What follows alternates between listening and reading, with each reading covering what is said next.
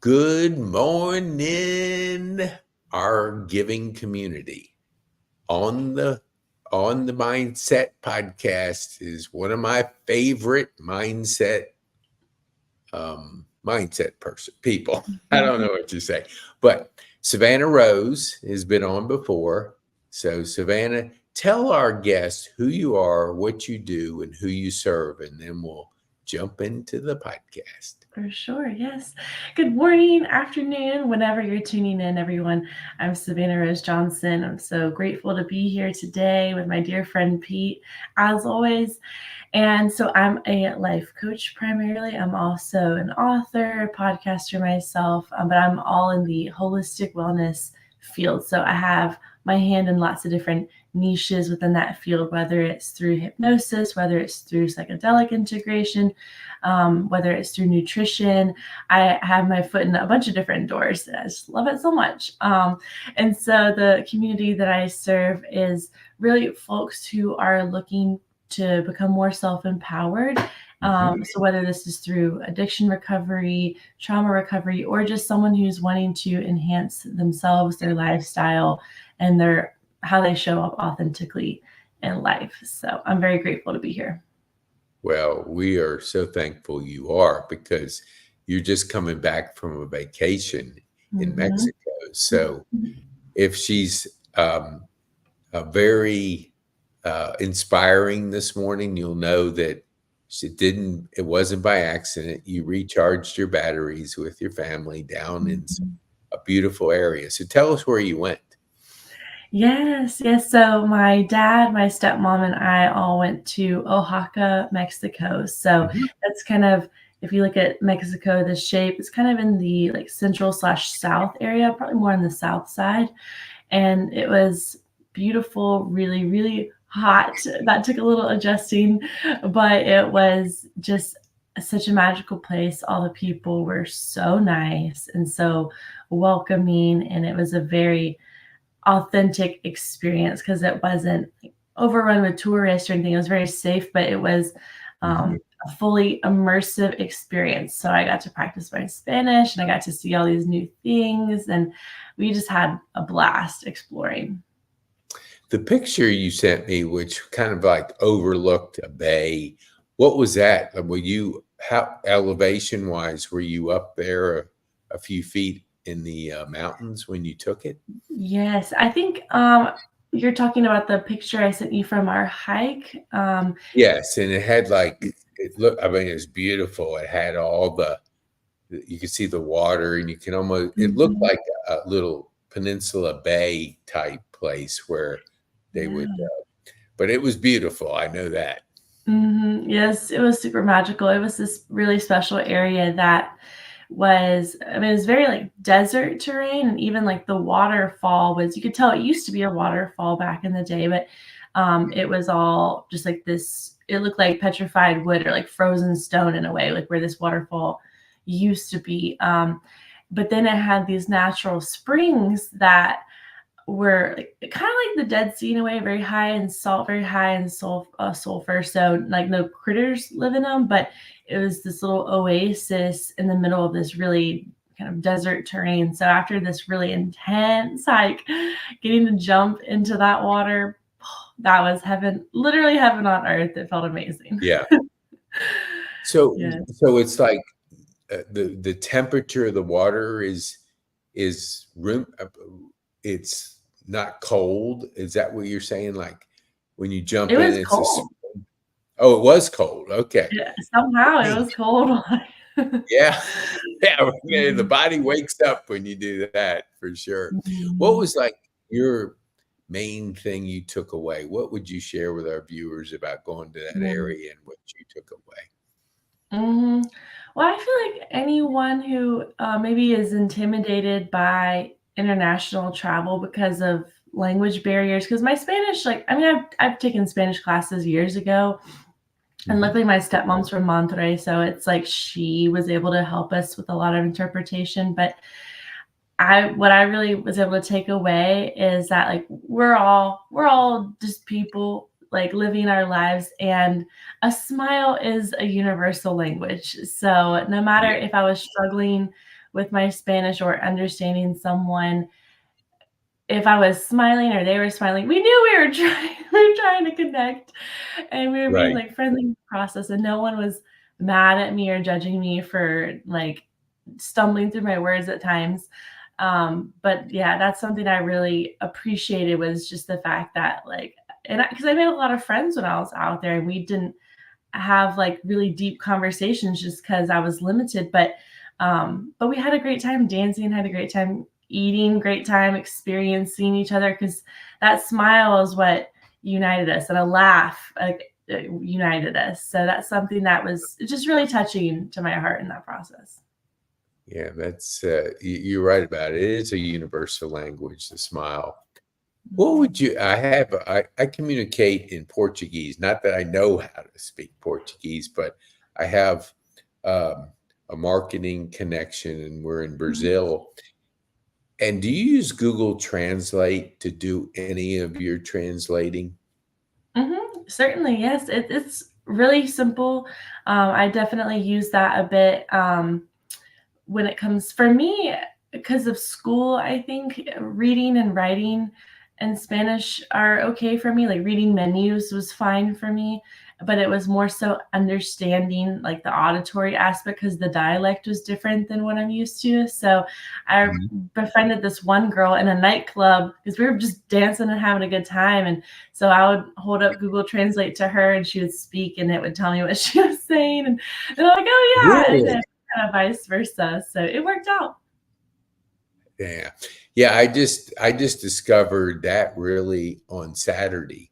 No, Nice. Sunday I have a person from Brazil, and so Mhm. I'm trying to communicate, and the person that I was helping me wasn't available, so I was asking her, and she goes, "Well, have you ever used Google Translate?" I go, "Well, I've heard of it, but I've never used it." Mhm. So she was Mhm. showing me how to use it, and it's really cool. I mean, I Mhm. just like you said, is you're able to do what you did to communicate in a more efficient place and manner by Mhm. being able to speak into your phone, and then that translates into the language that you want. So I Mhm. want to get into, we talked about, do we continue have do we continually have to work on our mindset? Mhm. When you hear somebody say that, what would your answer be? I mean, without hesitation, I say yes.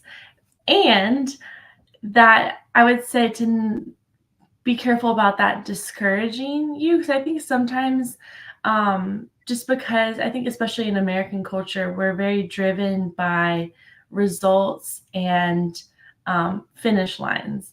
And so Mhm, I think when something, like, doesn't really have, like, a hard stop or hard finish line, sometimes people back away from that.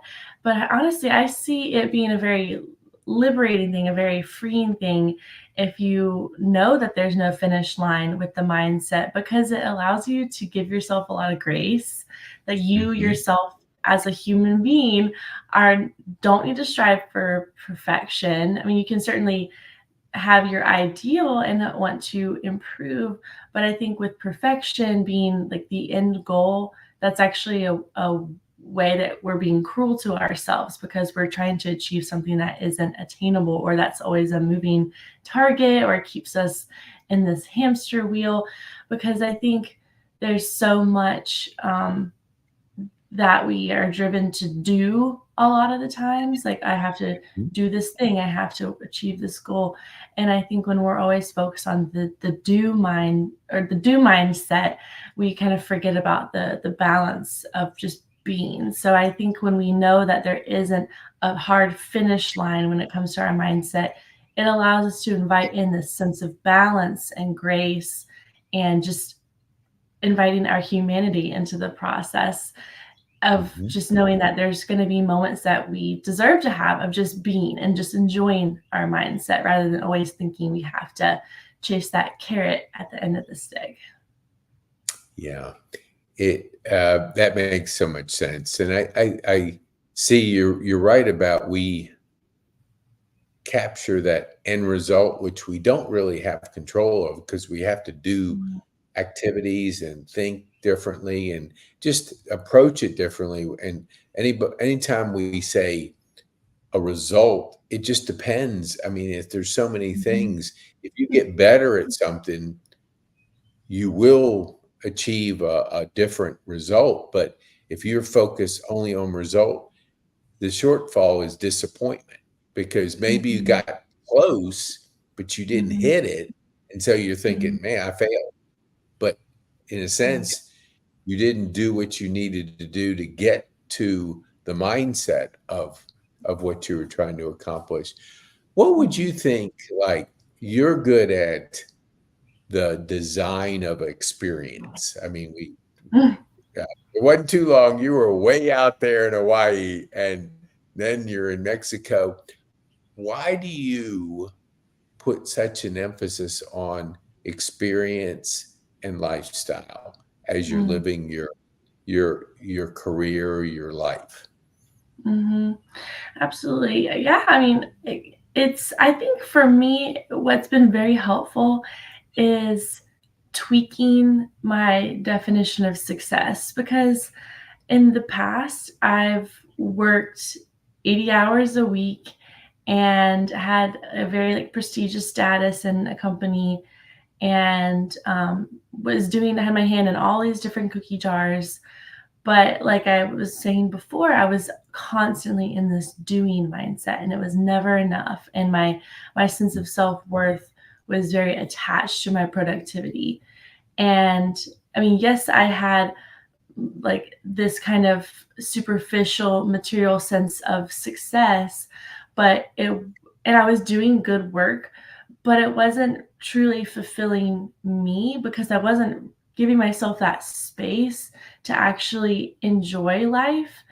Hmm. And so as I've been able to unwind from that and like break free from that kind of hustle mindset and into a deeper why. And what I mean by that is like, why am I doing this work to begin with? It's not so I can buy the latest and greatest thing or the nicest thing or have the whatever, because that's a never ending process. It will never be enough if what we're looking for is just this like little goodie at the end of it. So kind of flipping it around, thinking about what really fulfills me. What do I actually in my mind want to achieve and feel that really helped me change my lifestyle because I ultimately really just want to experience peace. I think peace is something we can achieve, but it has to be Hmm. cultivated. And I realized my lifestyle, my decisions, and my behavior and my career, whatever it was not aligned with what I wanted to feel. So that being Hmm. said, I had to make a radical shift so that way I could actually have what it is that I want and something that isn't like dependent upon another thing. Like a peace is an inside job. It doesn't like there are things of course that help us with peace. Hmm. But it wasn't dependent right upon like this material stuff.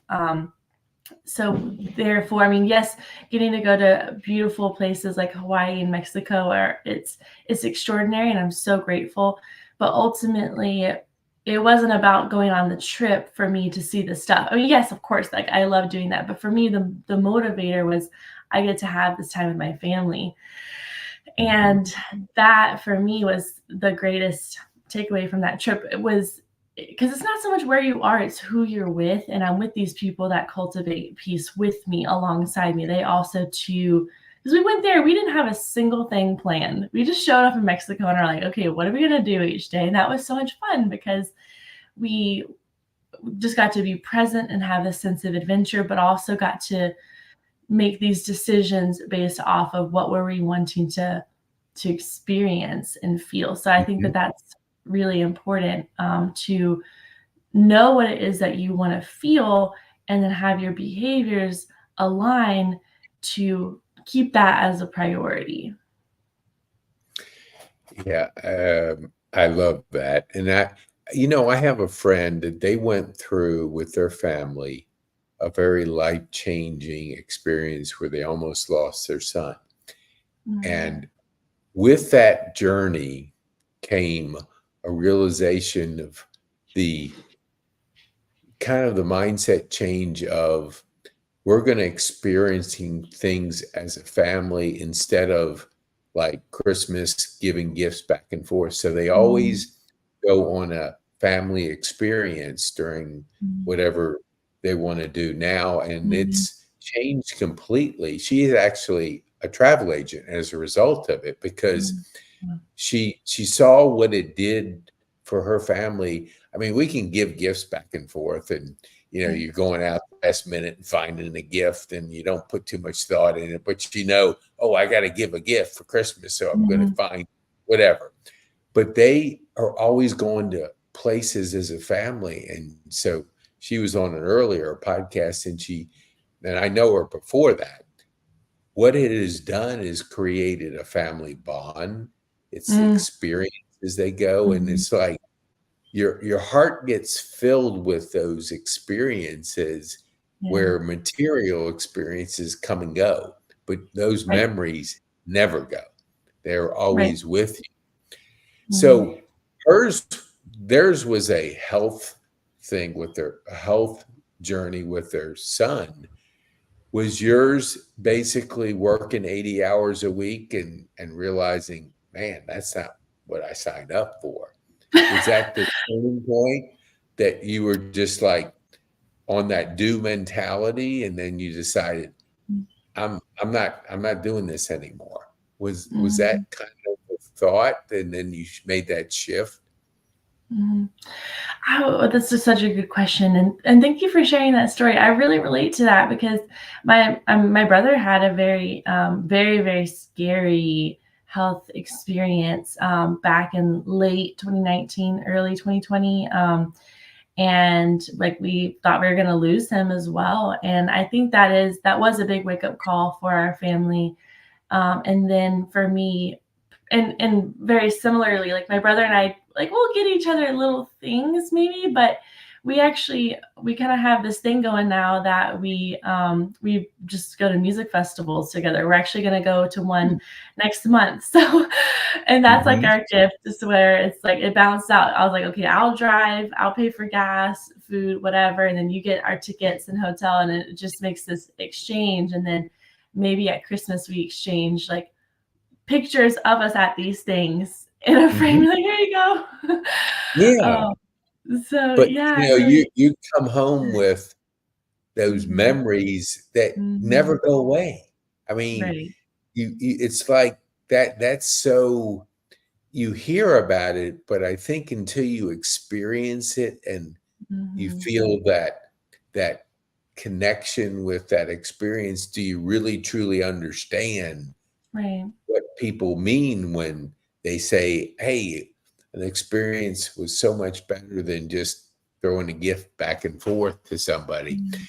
So Mhm. with your clients, I'm curious because you have a skill set that's well-rounded when you look at the holistic approach Mhm. to life now. I almost like we see because we're a generation apart. I'm probably older than your dad by far.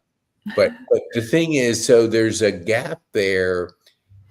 How when you look at your journey and you look at what the other generation, myself and your dad, we never really thought of the holistic approach to things. And maybe your dad did, I don't know. But I'm Mhm. just saying you've really looked at that holistic approach versus I call it the pharmaceutical approach, which throw Mhm. a pill down and everything goes away, but we know it doesn't. What got you to kind of start thinking about more holistic about how you work with your clients? Because Mhm. you when the first time I met you, and then I'll let you answer. Sure, The sure. first time I met you, you were like crazy impressive when Kelly said, "I got this person that that'll host the podcast or the StreamYard," and so when we started down that journey, you were really on top of things, and then you made that shift in career wise to the holistic, and it's like, wow. I mean, I would like to have been thinking like that at an earlier age. So Mhm. I guess my point is how do you serve your clients with a more holistic approach? What is that like for our viewers to kind of understand that mindset versus Mhm. maybe the mindset that I grew up with, was just throw a pill down? Sure. Oh, that's such an important just topic, and thank you for bringing that up. So, I think for me, I don't really know when this started. But I think to be holistic is really to just be humanistic, if you want to think of it that way, where I mean, yes, beginning my career in the mental health field, um, I mean, I got to meet so many different people, but I think something that was kind of a common thread in how I just chose to show up in that space was, even if someone had a diagnosis of whatever, it didn't change the fact that they were deserving of receiving respect and compassion and acceptance, and I would say just fair treatment. And so when it comes down to that, that's kind of what gradually just led me authentically into the holistic space, is because I wasn't seeing this person as a walking like checklist of symptoms, but a Mhm. person who was, they had something unique in their life that they were coping with, as we all do. It just looks a little bit different. So I think not just seeing them as a depressive patient or a bipolar patient or whatever it was, it's about seeing this human person who has their own unique set of challenges, again, as we all do. It just looks a little bit different. Mhm. So that kind of is what led me just organically into the holistic space, was because I think I was able to just have this big picture way of looking at people and not trying to, because I think it's really dehumanizing to try to boil people down into something simple, because people are complicated. Like, we're simple and we're complicated. And so that's kind of just this theme that I've noticed, and whether it's even in science, even in academics, I didn't really click with my neuroscience program in school, because I just could not agree with the fact that they're trying to summarize people and behavior into a formula. I'm like, I felt very compressive and very limiting.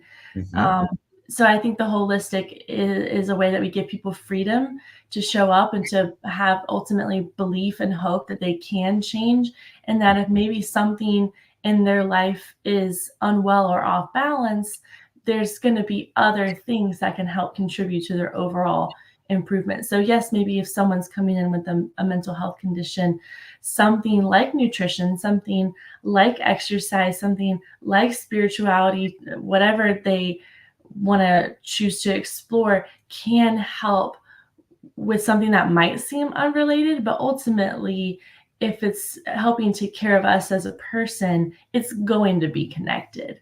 So I think it's important that it's not just like this human, um, and I think just societal tendency to want to compartmentalize or cut or be like, this is something that makes sense for me, so I want to keep it in this box. I'm like, that ultimately we're not meant to take that shape. We're in this human shape, not in this box shape. So I think that's another way we can apply compassion to people, is not trying to fit them into something that makes us more comfortable, but allow them to be who they are and learn how to take a step back and look at the bigger picture.